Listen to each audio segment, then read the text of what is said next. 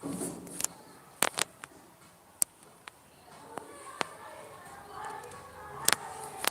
name was Emily Carter, a quiet college student who had always loved the countryside. When she inherited her late uncle's farmhouse on the edge of Miller's Valley, a young college student, Emily, had recently moved to a small town. She rented a huge but abandoned house because it was cheap. Locals warned her that no one stayed there for long. Dusty halls, creaking floors, broken windows. The house carried a strange silence. On her second night, while exploring the attic, she discovered a porcelain doll sitting in a rocking chair. The doll had lifeless glass eyes, a cracked face, and a faded white dress covered in stains. She brought it downstairs, thinking it might be valuable, but that was her first mistake. That night, Emily heard footsteps echoing in the hallways. When she checked, the house was empty, but the doll had moved from the living room to the stairs. The next morning, Emily found handprints on the dusty mirrors, small, like those of a child. Each night, the doll appeared closer to her bedroom door. Emily tried locking it in the attic, but every time she woke up, it was sitting outside her door, waiting. Emily started having nightmares. In her dreams, a little girl in a blood-stained dress stood in the corner, whispering, "This is my house. You can't stay here." Emily woke up to see the doll on her bed, its cracked mouth stretched into a smile. She screamed, threw it across the room, but when she turned back, it stood upright again. Doors slammed shut, lights flickered, and faint giggles filled the air. Emily realized she was not living alone. The doll carried the spirit of the dead girl who once lived there. On the last night, Emily decided to escape. She packed her bags, but the house wouldn't let her leave. The front door locked itself. The windows refused to break. Suddenly, the doll appeared in front of her, its eyes glowing red. The little girl's ghost whispered from behind, "You should have never touched my doll." Emily's screams echoed through the empty house. The next morning, the neighbors found the house silent again. But Emily was gone. Only the doll remained, sitting calmly on the rocking chair, smiling. To this day, the house stands empty, and the doll still waiting for the next visitor. So if you ever find a porcelain doll in an abandoned house, don't touch it, because once it chooses you, it never lets you go. Love stories like this? Subscribe now and don't miss the next one.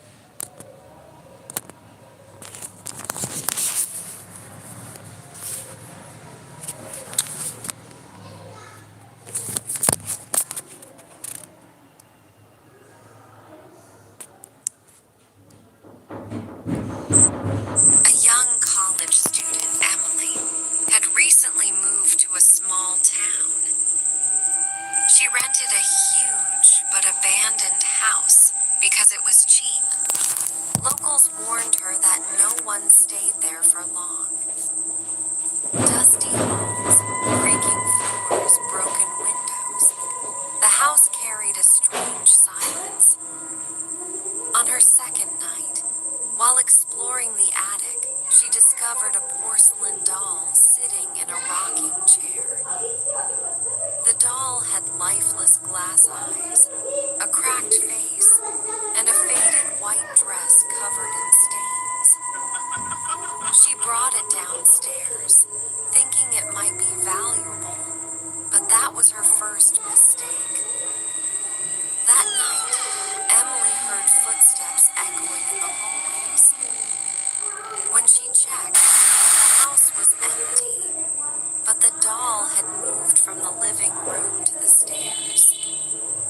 The next morning, Emily found handprints on the dusty mirrors, small, like those of a child. Each night, the doll appeared closer to her bedroom door. Emily tried locking it in the attic, but every time she woke up, it was sitting outside her door, waiting.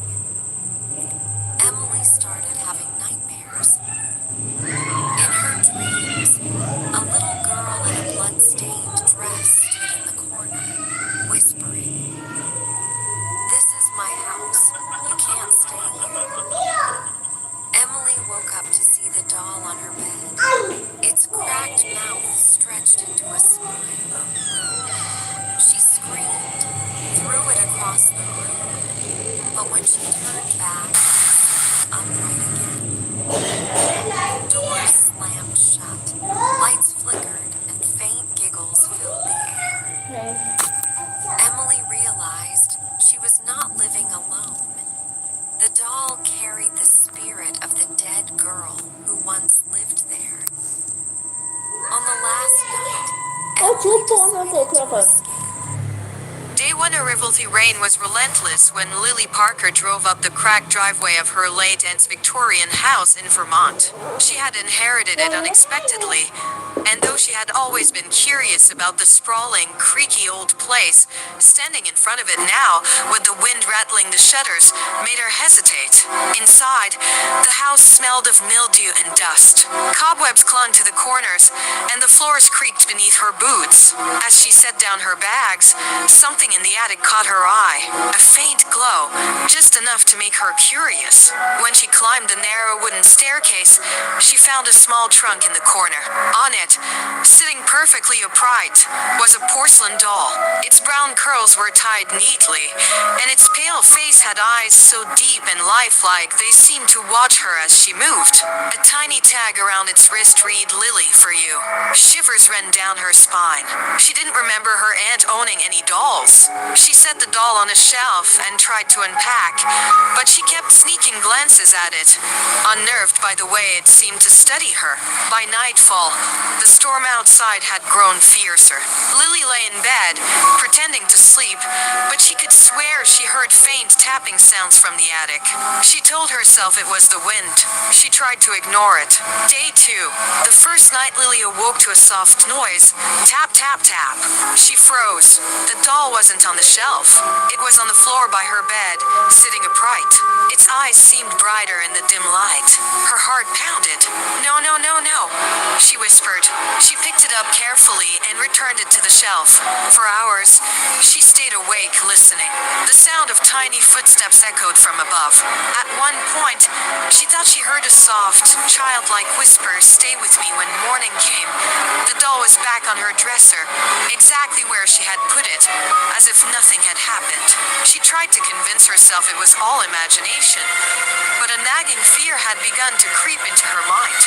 Day 3, the warnings at night. Lily decided to record the room with her phone. She placed it across from the shelf and lay in bed, pretending to sleep. At 2:17 a.m., her phone's recording captured a faint scraping noise. She shot up in bed and saw the doll had moved slightly toward the edge of the shelf. Its head tilted, and its glassy eyes seemed almost alive in the darkness. Then came the whisper again. Closer this time, you can't leave me. Lily scrambled to pick up the doll, but before she could touch it, the lights flickered. When she opened her eyes fully, the doll was gone. On the floor lay the tiny, wet footprints leading to the attic stairs. Her breath caught. She knew she had to face whatever was inside the doll, but fear rooted her in place.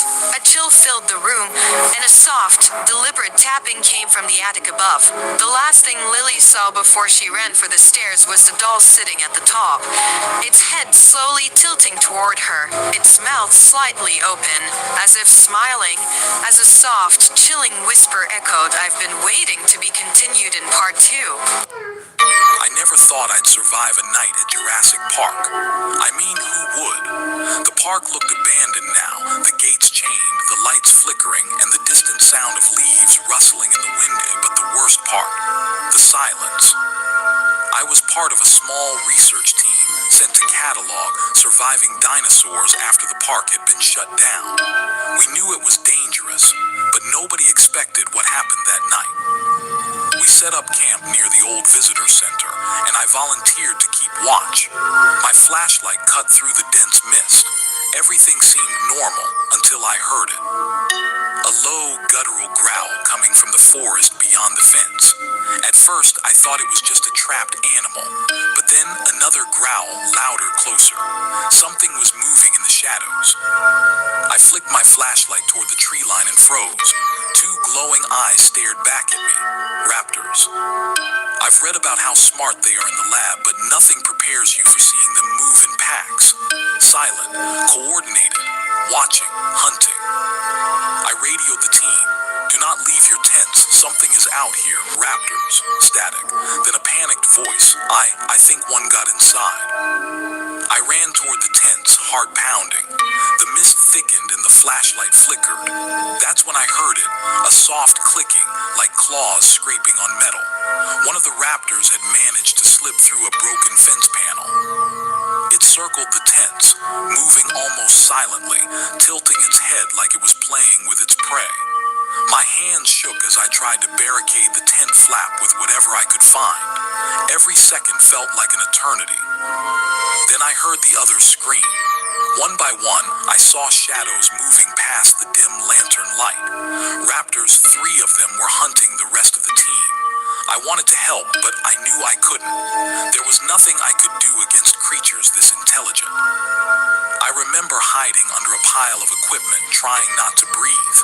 Every rustle of leaves, every snap of a branch made me flinch. They were close. I could feel them calculating, circling, waiting for the right moment. Suddenly, one of the tents collapsed under a raptor's weight. The scream stopped. Silence again, thick and suffocating. Then something grazed my shoulder. My flashlight fell, rolling across the ground, and I saw it, right in front of me. A raptor just inches away, tilting its head, staring with piercing yellow eyes. Its teeth glistened in the dim moonlight. It hissed softly, almost curious. I ran. I don't know how I got out of there. I stumbled through the forest, branches cutting my arms, heart racing. I heard the others' screams fade behind me. The park was alive with the sounds of predators at night. By the time I reached the emergency exit, the sun was beginning to rise. I looked back once. Shadows moved between the trees. They were still there, waiting, watching, and I knew they weren't going anywhere. I survived the night, but I'll never forget the sound of claws scraping, the glowing eyes in the dark, and the intelligence behind those predators. Jurassic Park wasn't just a theme park gone wrong. It was a nightmare that still lives. In the quiet town of Ravenswood stood an old antique shop at the edge of the highway. The locals never went inside. They said strange things happened there after dark soft knocks from empty shelves, the faint giggle of a little girl. Inside that dusty shop, surrounded by broken mirrors and rusted clocks, sat a single glass case. And behind that glass rested a porcelain doll named Eleanor, made in 1896. Her white face was cracked, one glass eye missing, and the other shining faintly even in the dark. The shopkeeper, Mr. Wills, never touched her. He used to say, "She listens." No one knew what he meant until the night Clara Bennett walked in. Clara was a young collector who loved strange things, old toys, forgotten photographs, anything with a story. When she saw Eleanor behind the glass, she felt drawn to her, as if the doll were staring straight through her soul. "She's beautiful," Clara said softly. Mr. Wills frowned. "She's not for sale." But Clara insisted, laying $100 bill on the counter. After a long pause, he wrapped the doll in brown paper and whispered, "Don't remove the tag, ever." The tag was small, yellowed, and tied around Eleanor's neck with red string. On it, in faded ink, was written only one word, Eleanor. That night, rain hammered Clara's window as thunder rolled over the hills. She placed the doll on a shelf beside her bed, laughed at herself, and said people actually believe in cursed dolls. She turned off the lamp. The room went silent except for the storm outside. Just before she fell asleep, she heard a faint whisper so soft she thought it was the wind. "Clara." Her eyes opened. The room was empty. The doll sat motionless, her cracked smile faintly visible in the moonlight. Clara shook her head, blaming her imagination, and tried to sleep again. The next night, the whisper returned, louder this time. "Clara?" She sat up, heart racing. "Who's there?" she demanded. The room stayed silent. She picked up the doll and stared into its one remaining eye. "If you can talk, then say something," she whispered. Nothing. But as she set the doll down, the tag around its neck slipped off and fell to the floor. The instant it landed, the air in the room turned cold. Her breath came out in mist. The lights flickered, and in the mirror across the room, she saw it. The doll's reflection was smiling wider than before. Clara froze. The mirror trembled, rippling like water, and the doll's head began to turn toward her, slowly, painfully, until its eye met hers. "Clara?" The voice came again, no longer a whisper, but a breath against her ear. "You took my name. Now I'll take yours." The light shattered, plunging the room into darkness. She screamed, but her voice was swallowed by the storm. Glass cracked, the mirror exploded, and then everything went silent. When morning came, the storm had passed. Mr. Wills unlocked his shop as usual. He gasped when he saw the glass case. The doll was back, sitting perfectly still.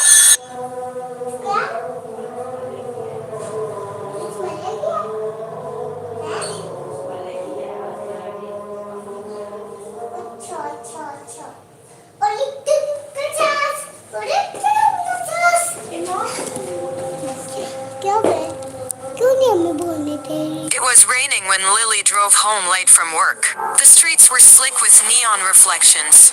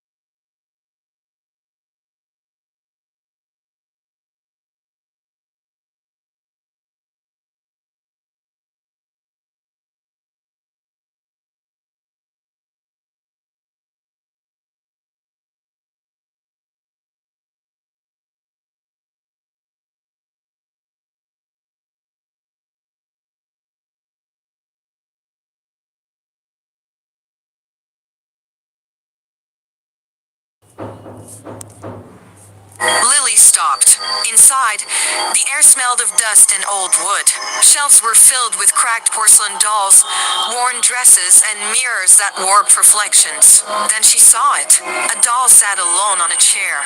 2 feet tall, pale porcelain skin, one cracked glass eye, the other unnaturally bright. Its tiny mouth formed a crooked smile. Lily froze. Something about it made her chest tighten. An old woman behind the counter noticed her staring.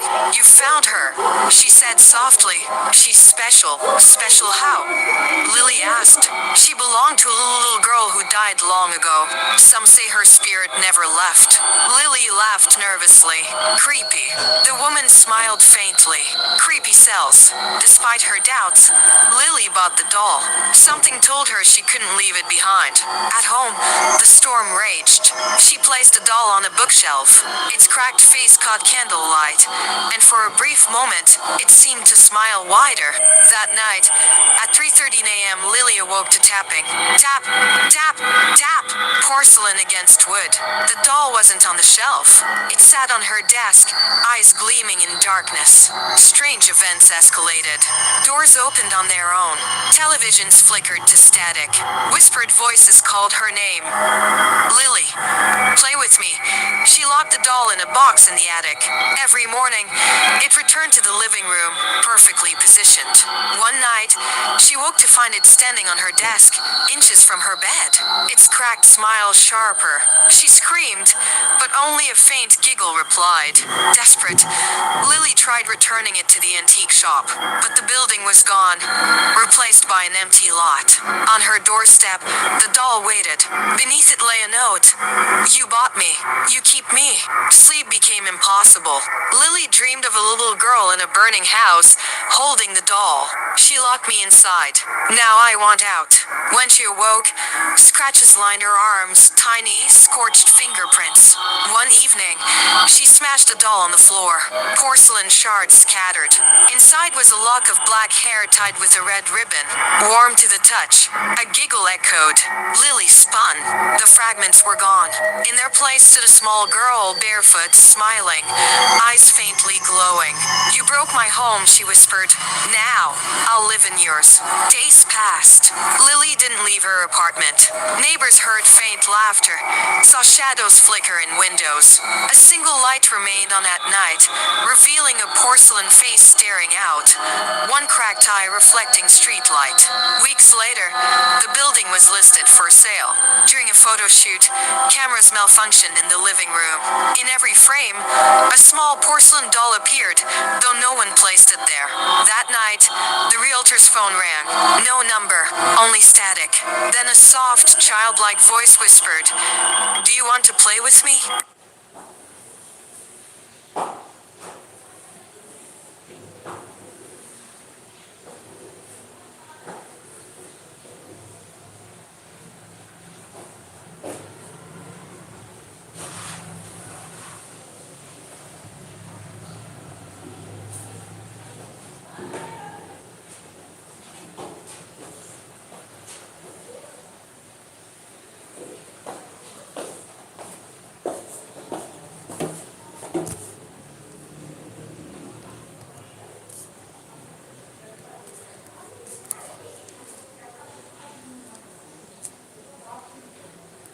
Her name was Emily Carter, a quiet college student who had always loved the countryside. When she inherited her late uncle's house on the edge of Miller's Valley, she thought it was a blessing.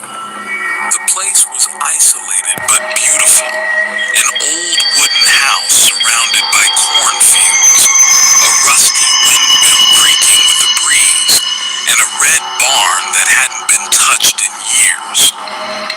At first, everything seemed normal.